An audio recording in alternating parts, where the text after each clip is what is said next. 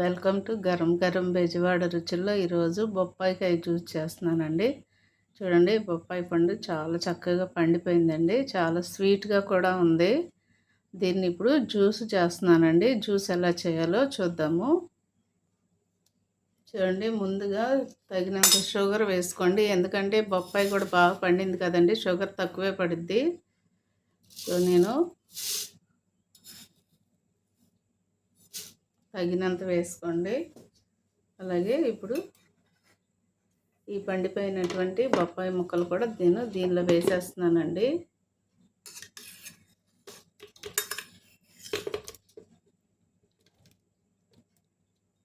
నేను మిక్సీ పడతానండి ఇవి.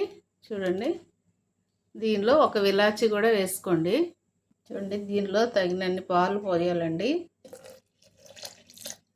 మీరు పచ్చి అయినా పోసుకోవచ్చు, లేదంటే కాచి చల్లార్చిన పాలైనా పోసుకోవచ్చండి.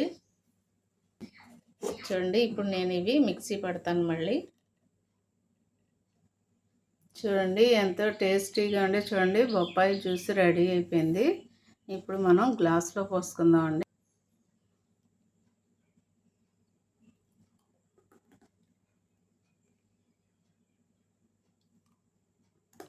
ఇలాగా బొప్పాస్కాయ ఎప్పుడు మనల్ని డాక్టర్స్ ఎక్కువ తినమంటూ ఉంటారు కదండి, ప్లేట్లెట్స్ డౌన్ అయిపోయినప్పుడు.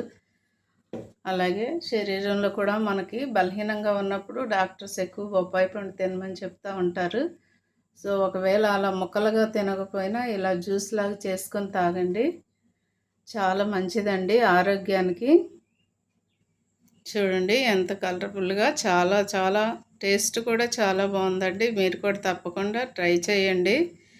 ఎందుకంటే పిల్లలకు కూడా మంచిది కదండి, బొప్పాస్కాయ ఇస్తే ఇలాగా జ్యూస్గా చేసి ఇచ్చిన, ముక్కలుగా కోసి ఇచ్చిన మంచిది.